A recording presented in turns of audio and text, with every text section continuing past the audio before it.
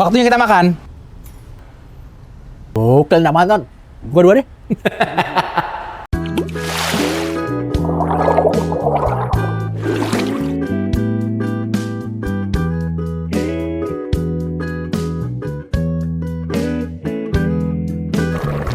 Oke guys, assalamualaikum warahmatullahi. Selamat datang kembali di channel saya, channel yang ada masak-masaknya, ada ngobrol-ngobrol tipisnya, sama ada kulinerannya. Nah, sekarang kita masuk di edisi masak-masak dan episode kali ini kita mau masak ebi furai. Ikuti terus video ini sampai akhir. Ini dia bahan-bahannya. Ini udang. Ini pakainya Faname guys. Ini udah saya cuci, udah saya bersihkan kotorannya. Ini kebetulan udangnya fresh ya guys. Panennya kemarin, terus dikirim dalam keadaan tidak beku, terus simpan di chiller, terus sekarang saya pakai. Ini udah saya bersihkan. Kalau pakai udang beku bisa nggak? Bisa, tapi perhatikan aja di bagian. Biasanya kalau udang beku tuh di sininya udah kuning banget nih. Nah kalau yang fresh itu tandanya masih kayak gini nih, ungu kebiru-biruan apa sih ini sebutnya? Nah ini untuk size-nya. Itu tuh kalau ebi furai cocok di 25-30. Faname 25-30 itu apa sih? Dalam 1 kilo udang itu isinya 25 sampai 30 ekor. Nanti ada juga misalnya 35-40 atau 60 misalnya. Nah, itu sebenarnya pengertiannya itu dalam 1 kilo, angka 60 atau angka yang tadi disebutkan itu menunjukkan jumlah ekor dalam 1 kilo gitu. Nah, yang paling bagus, yang paling enak tuh ya, yang cocok kalau buat teman-teman makan ya gede enggak, kecil enggak tuh 25-30. Nah, ini 28 ukurannya. Lalu ini ada pangko. Pangko itu tuh tepung roti yang versi Jepang ya guys. Kalau nggak ada ya udah pakai tepung pangko, tepung roti yang putih juga boleh. Kalau suka yang ada buat risol yang ada kuning-kuning juga boleh. Lalu telur ayam biasa. Kalau mau telur omega juga boleh, sama terigu. Nah, terus seasoning itu bisa salt pepper. Kalau mau lebih enak ditambahkan bombay powder atau garlic powder gitu. Nah, tapi kalau ini tips ya guys untuk teman-teman yang pakai shaker stainless steel buat garam itu hati-hati, karena garam itu kan sifatnya korosif ya. Jadi sebaiknya teman-teman tuh pakainya yang kayu atau yang plastik sekalian. Kalau saya pakai yang ini karena saya perhitungkan 1 hari pasti habis. Jadi malam itu pasti tempatnya dicuci dan besok isi lagi dengan garam yang baru. Nah isinya itu tuh disesuaikan sama sehari selesai, karena kalau dia lewat 2 hari aja pasti udah korosif kayak gini-gini nih. Nah, kenapa saya suka pakai yang stainless steel? Karena misalnya jatuh atau ini tuh kuat dia. Terus saya nyari lubangnya juga yang kayak begini. Kadang-kadang kalau nyari yang plastik itu nggak nemu lubang yang segede ini, atau yang kayu tuh repot, harus muter-muter gitu. Nah, kalau saya suka pakai ini, tapi saya antisipasi ini 1 hari harus habis maksimal gitu. Ini sendok saya siapkan 2. Ini sendok yang murahan. 1000 mah dapat, sama sendok yang bagus. Ini maksud saya adalah saya mau nunjukin ngupas udang itu enak pakai bantuan sendok belakangnya ya guys. Yang murah kenapa? Karena tipis gini doang kan. Kalau yang ini nggak bisa, kenapa kita praktekin? Ini maksud saya itu bisa masuk ke dalam, langsung ke belakang, sisain paling belakang guys.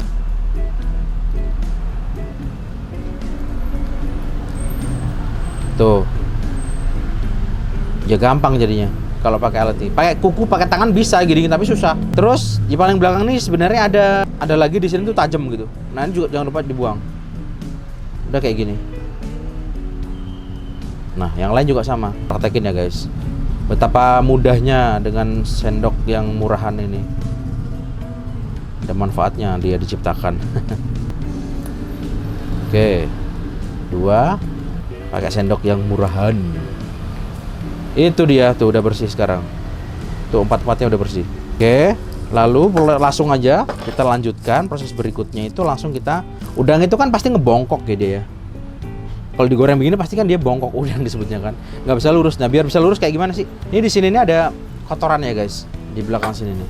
Kalau kita belah nanti kan jadi rusak, jadi jelek. Nah ada caranya. Caranya tuh dari belakang sini ditusuk pakai apapun, terus ditarik pelan. Nggak semua udang ada biasanya. Jadi ada yang kecil, ada yang hitam banget gitu. Ini bagian belakangnya juga ada. Bersihin juga. Cuman biasanya belakangnya tuh lebih susah ya guys. Tapi tetap teman-teman sebaiknya membersihkan. Nah kan. Dan seterusnya. Saya lanjutkan. Nah ini dia. 3. Nah ini si udang udah bersih. Sekarang diiris bagian sininya tipis-tipis. Ini tuh fungsinya buat nanti pas dipencet dia bisa lurus. Oke. Jangan sampai putus ya guys, ngirisnya tuh.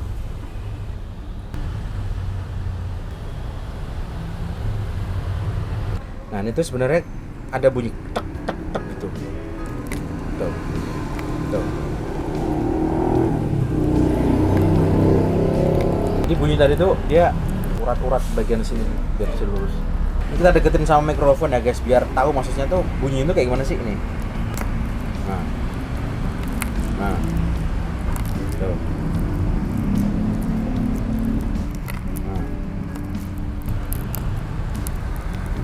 Nah, jadi bisa panjang. Sekarang seasoning.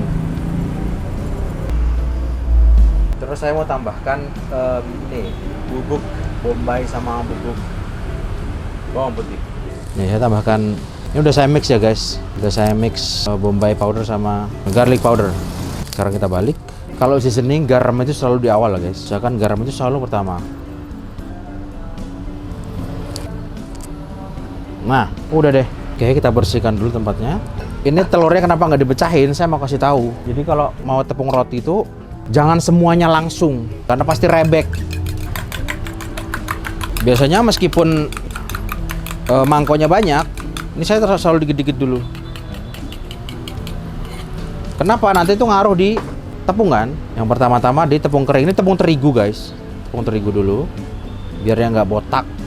Terus kalau mangkok itu guys, tangannya jangan campur-campur yang kanan sama kiri. Jadi yang kering untuk kering, yang basah untuk basah. Misalnya saya pakai tangan kanan untuk tepung kering kan, berarti pas di telurnya saya pakai tangan yang satunya yang kiri, biar nggak rebek. Nah ini kan pas lagi muter-muter di sini itu pakai tangan yang satunya, biar nggak sini tetap kering yang tangan satunya. Perlu awal-awal memang susah, tapi perlu dibiasakan. Kalau udah lancar jadi enak bener deh. Itu buntutnya nggak usah ya guys. Tuh kan tadi setengahnya udah cukup kan. Kalau misalnya ini 1 atau 2 masih ada sisanya kan udah kotor. Tuh kalau mau, biasanya kalau saya mangkok gitu tuh udang itu bisa 30 40, tapi ini buat konten ya 4 aja.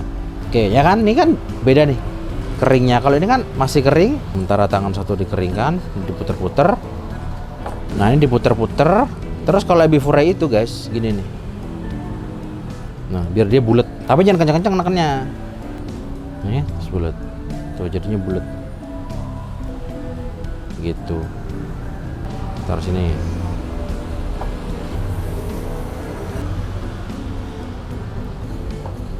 Terus bagian penting tuh kita bersihin bagian ekornya.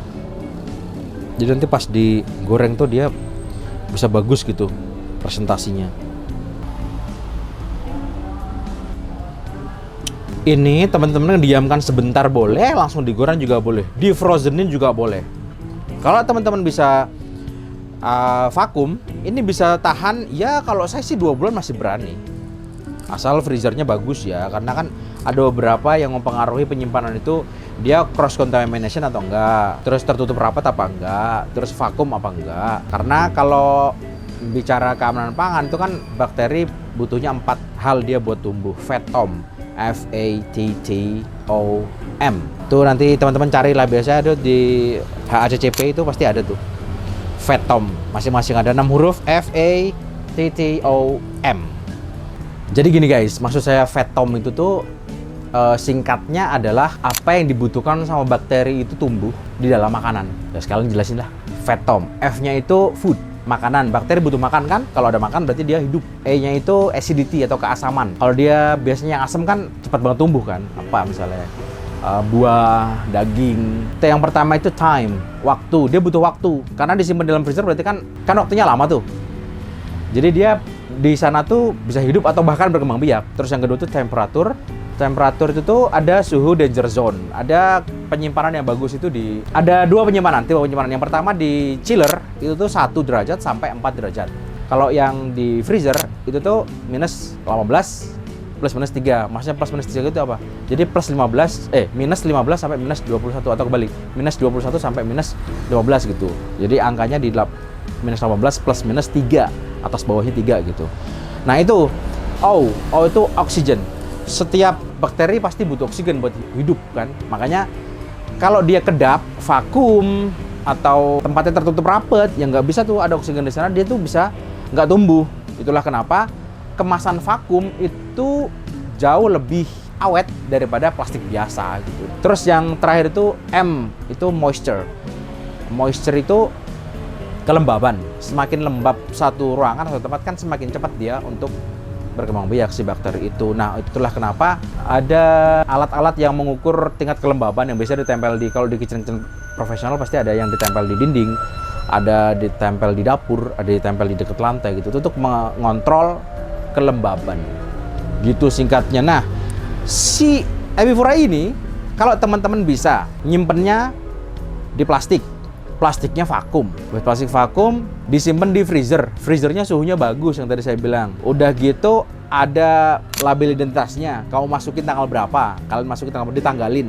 Itu terus di freezernya juga nggak campur-campur gitu, gado-gado. Misalnya udang terbuka, sampingnya ayam, sampingnya beef gitu.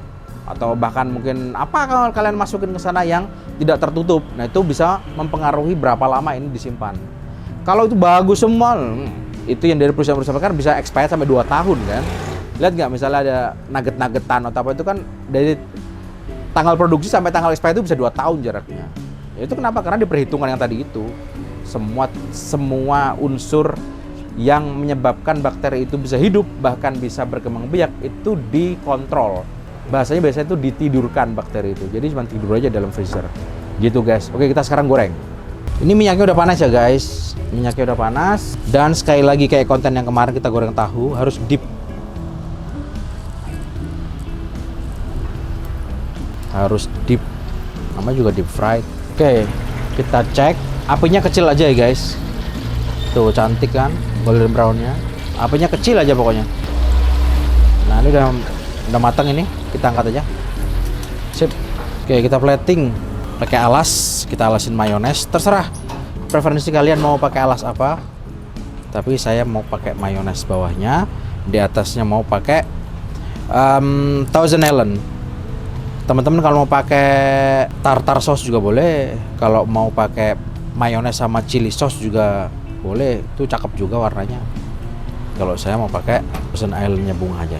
Kalau mau Thousand Island juga banyak kok dijual. Jadi dari Kipai itu juga ada, dari merek-merek Maestro kayaknya udah jual juga dia Thousand Island.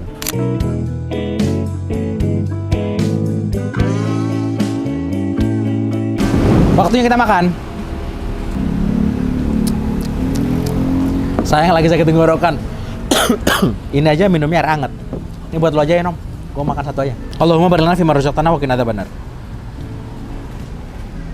Ini yang saya bilang tadi, buntutnya itu jangan dipangko sekalian. Jadi masih ada bentuknya tuh. Biar kedengeran. Gokil nggak mantan. Gua dua deh. Karena lagi batuk, goreng-gorengan dihindari kan.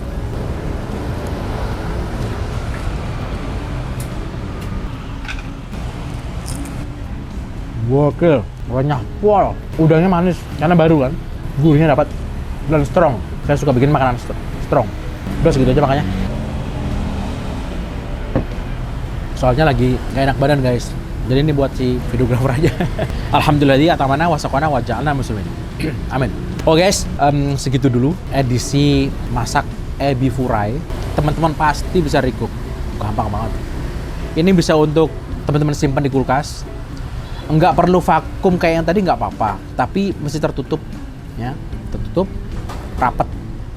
Biar nggak cross contamination sama sampingnya, nggak kontaminasi silang, gitu. Atau buat ide jualan bisa juga kan, frozen food. Oke, kita tutup. Terima kasih udah menonton sejauh ini. Dan kalau kata Prof Mahfud, siapapun diri Anda jangan pernah lelah untuk mencintai Indonesia. Kalau kata Prof Renal Kasali, stay relevant. Kalau kata saya, micin itu boleh dimakan. Terima kasih. Assalamualaikum warahmatullahi wabarakatuh.